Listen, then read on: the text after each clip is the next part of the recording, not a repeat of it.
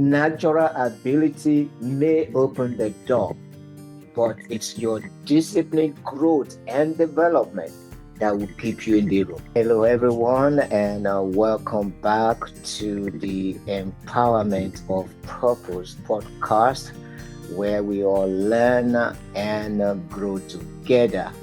I want to welcome you to another episode on today, the Empowerment of Purpose podcast.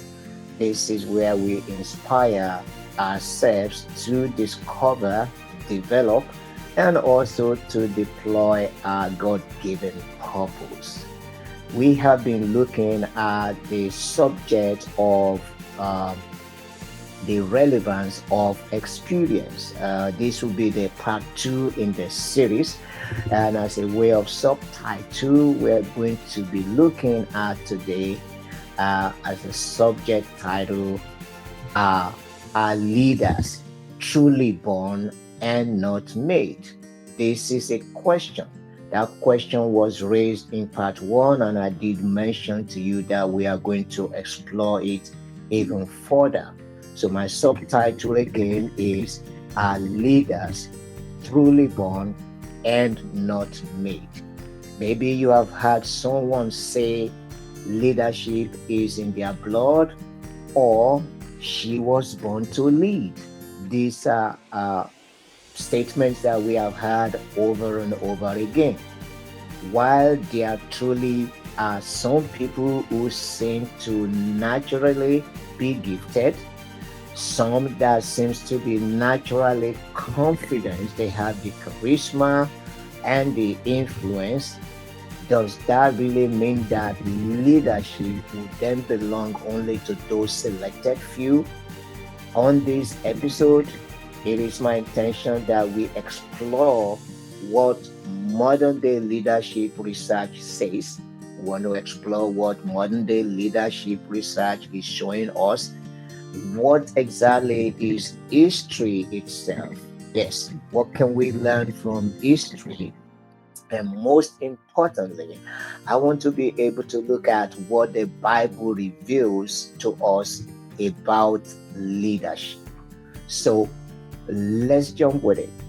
And even as I jump right ahead of myself, by the end of this episode, I hope and I'm hoping that you will realize that while some people may be born with certain leadership tendencies, great leaders are ultimately developed.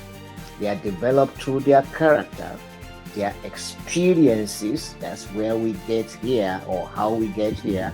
They are developed through learning and especially by God's refining process, God's divine process. The leadership debate is about this phrase that I just mentioned moments ago. Leaders are born, not made. That debate is only giving us a suggestion that leadership is determined by some natural traits, some qualities like maybe intelligence or confidence, perhaps maybe courage or charisma.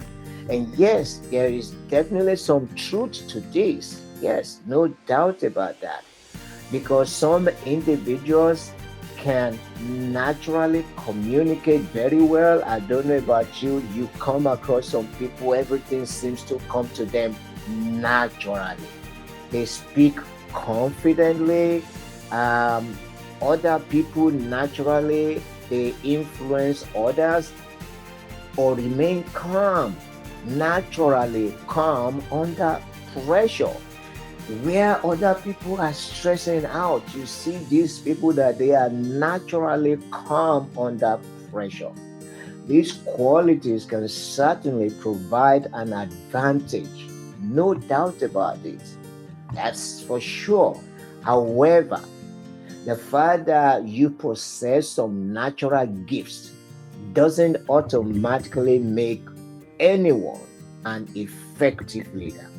Yes, you may have the gift, that does not make you a leader. If you're made a leader, doesn't make you an effective one. We have heard of many talented people who failed because they lacked integrity, they lacked discipline, because they lacked humility or emotional maturity. Now, anyone that lacks any of these can definitely not be an effective leader. You will agree with me. On the other hand, we also have seen many remarkable leaders, outstanding leaders.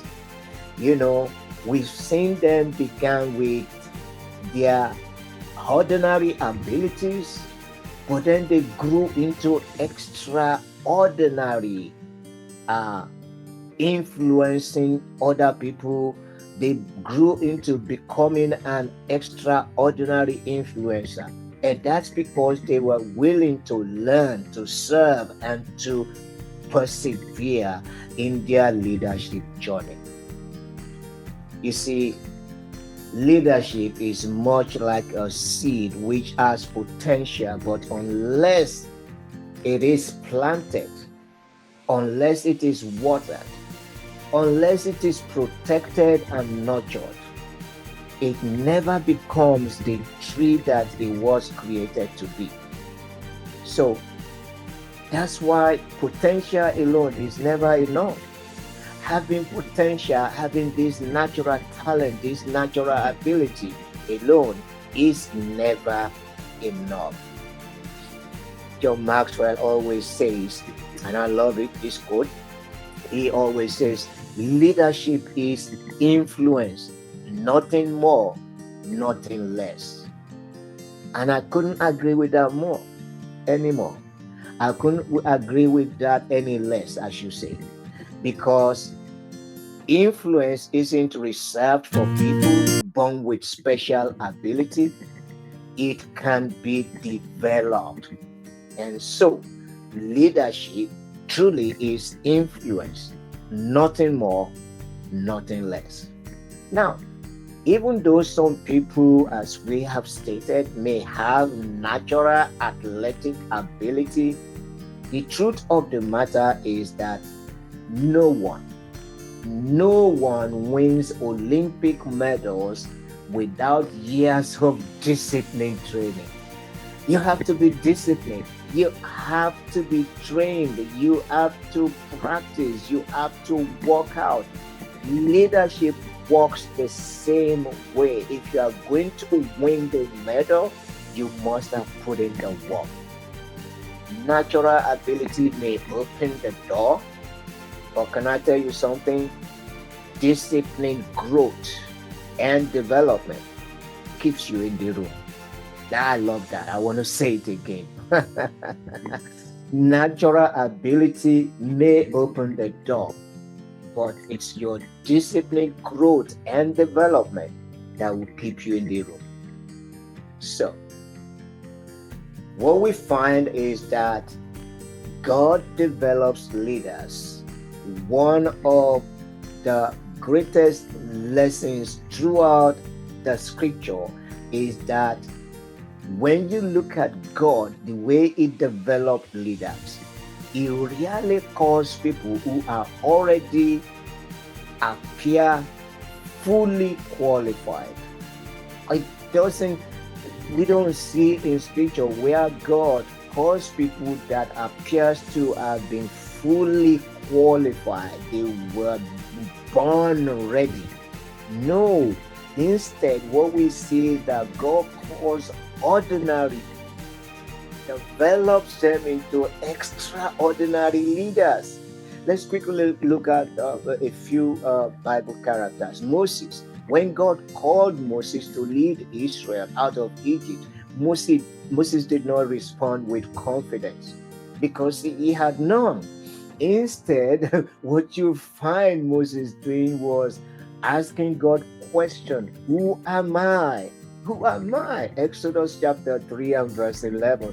Moses said to God, who am I? Later on, he even argued with God when God said, I know who you are and I know what I'm doing. He argued with God and said, you know what, God, I am slow of speech. As if God does not know this thing before.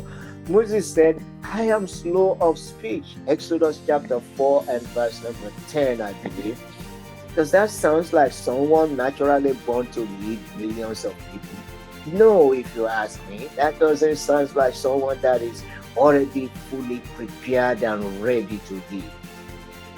And as we read through the scriptures, we see how God spent decades preparing Moses, this same Moses, because for 40 years God prepared him in Pharaoh's palace.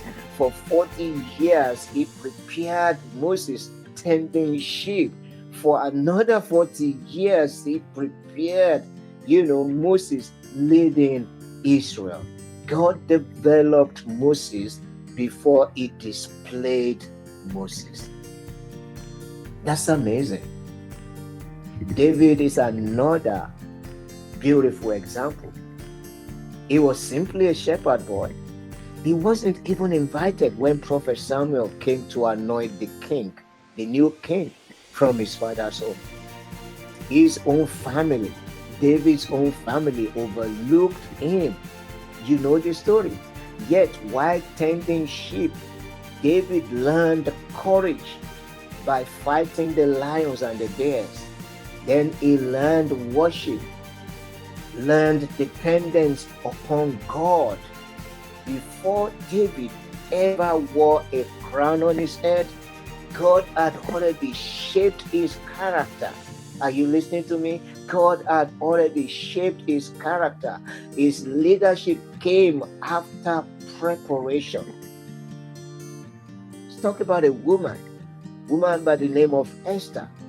Before becoming queen, Esther was an orphan. She wasn't trained in politics, but through God's providence and the wise counsel of Mordecai, she became the courageous leader who saved an entire nation. The thing is, friends, leadership can sometimes emerge not because we planned for it, but because God prepares us for a specific moment. Because He prepared us for a specific moment. I'm going to stop here today.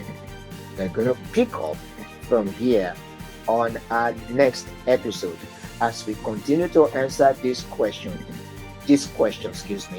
Are leaders truly born or made? I'll see you on the next episode. Thank you for joining.